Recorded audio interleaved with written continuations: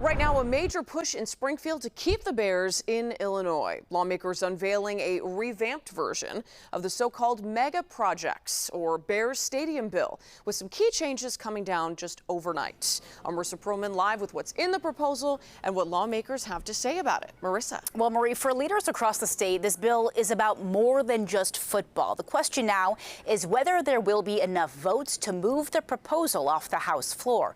We want to show you a live look now from Springfield, where the mega projects proposal is being debated in committee right now.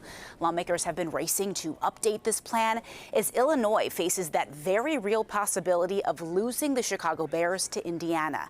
The latest version of the bill was just presented here by Cam Buckner, representative, and tripled in size overnight. It is designed to clear a key hurdle the team says is necessary to move forward with a new stadium in Arlington Heights. But even with those changes, questions remain.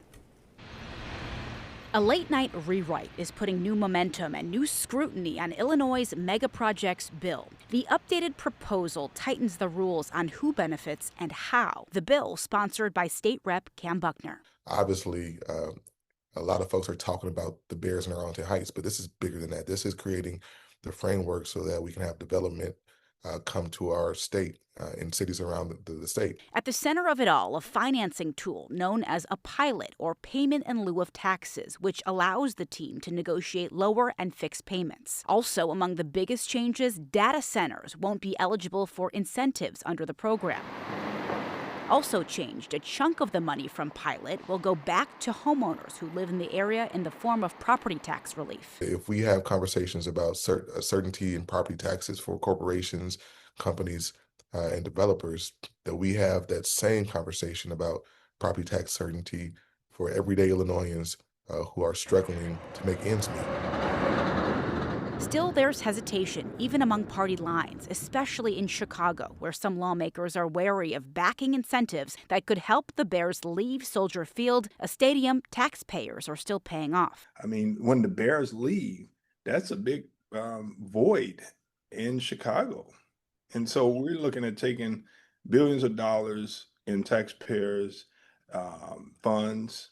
That's a problem. House GOP leaders broke off into a late-day caucus to debate this amendment. Brian Costin with Americans for Prosperity, a right-leaning grassroots organization, has been speaking with some GOP leaders about their concerns. The biggest fear now, any tax freeze for the wealthy could impact the bill for homeowners. There's no indication about how any property taxpayers are going to be treated.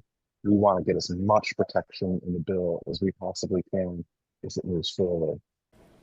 Now, lawmakers have also added stronger language aimed at protecting local schools, including financial support if these major developments drive up enrollment. But it all still must be approved by the House, then the Illinois Senate, which returns to Springfield on April 28th. And these changes still need the blessing of Governor J.B. Pritzker. For now, we're live in the newsroom. Marissa Perlman, CBS News, Chicago. Marie? Yeah, a lot more hurdles to clear. Marissa, thank you.